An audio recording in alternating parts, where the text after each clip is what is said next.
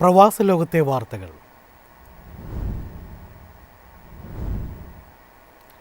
India young professional scheme അപേക്ഷ ആരംഭിച്ചു. Indian പൗരന്മാർക്ക് UK-യിൽ ജോബ് ഓഫർ ഇല്ലാതെ 2 വർഷം വരെ താമസിക്കാം.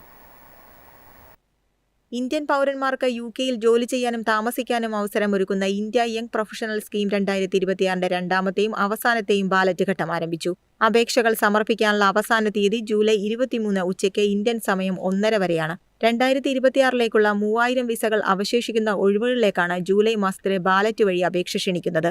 ആദ്യ ബാലറ്റ് ഫെബ്രുവരിയിൽ നടന്നിരുന്നു. വിസയ്ക്ക് അപേക്ഷിക്കാൻ UK-യിലെ തൊഴിലുടമയുടെ സ്പോൺസർഷിപ്പോ ജോബ് ഓഫറോ ആവശ്യമില്ല. തിരഞ്ഞെടുക്കപ്പെടുന്നവർക്ക് 24 മാസം UK-യിൽ താമസിക്കാനും ജോലി ചെയ്യാനും പഠിക്കാനും സാധിക്കും.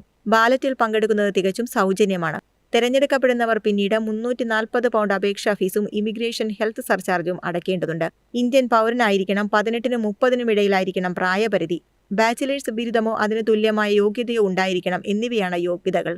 സാമ്പത്തിക ഭദ്രത തെളിയിക്കാൻ അക്കൗണ്ടിൽ കുറഞ്ഞത് 2.7 ലക്ഷം രൂപ സമ്പാദ്യമുണ്ടായിരിക്കണം. UK സർക്കാരിന്റെ ഔദ്യോഗിക വെബ്സൈറ്റ് വഴി ജൂലൈ 23 ഉച്ചയ്ക്ക് 1:30 മുൻപായി ബാലറ്റിൽ പേര് രജിസ്റ്റർ ചെയ്യാം. News desk MyFin TV. പശ്ചിമേഷ്യ സംഘർഷത്തെ തുടർന്ന് സർവീസുകൾ വെട്ടിക്കുറച്ച് വിമാന കമ്പനികൾ.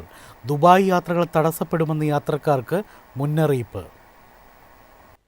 മേഖലയിലെ സുരക്ഷാ സാഹചര്യങ്ങളുടെ പശ്ചാത്തലത്തിൽ ദുബായിലേക്കും മറ്റു മധ്യപൂർവ്വദേശ നഗരങ്ങളിലേക്കുമുള്ള സർവീസുകൾ റദ്ദാക്കിയതായി പ്രമുഖ വിമാന കമ്പനികൾ അറിയിച്ചു. ഓഗസ്റ്റ്, സെപ്റ്റംബർ, ഒക്ടോബർ മാസങ്ങളിലേക്കാണ് സർവീസുകൾ നീട്ടിയത്. വിമാനത്താവളത്തിലേക്ക് പുറപ്പെടുന്നതിന് മുമ്പ് യാത്രക്കാർ അതാത് വിമാന കമ്പനികളുമായി ബന്ധപ്പെട്ട് സമയം ഉറപ്പുവരുത്തണമെന്ന് അധികൃതർ നിർദ്ദേശിച്ചു. ഏജിയൻ എയർലൈൻസ് ഓഗസ്റ്റ് 31 വരെ ദുബായ് സർവീസുകൾ പൂർണ്ണമായും റദ്ദാക്കി.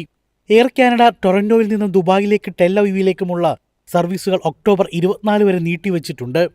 British Airways Dubai, Bahrain, Amman, Tel Aviv സർവീസുകൾ ഒക്ടോബർ 31 വരെ നിർത്തിവെച്ചു.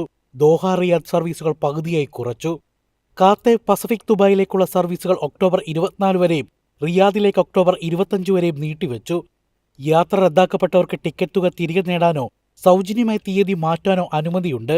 നിലവിലെ അനിശ്ചിതത്വം കണക്കിലെടുത്ത് വിമാന കമ്പനികളുടെ വെബ്സൈറ്റുകളും ആപ്പുകളും പരിശോധിച്ച് യാത്രാ വിവരങ്ങൾ ഉറപ്പുവരുത്തേണ്ടതാണ്. News desk MyFin TV. എളുപ്പത്തിൽ സമ്പാദ്യം വളർത്താം. ഇന്ന് തന്നെ മൈഫിൻ TV ആപ്പ് ഡൗൺലോഡ് ചെയ്യൂ.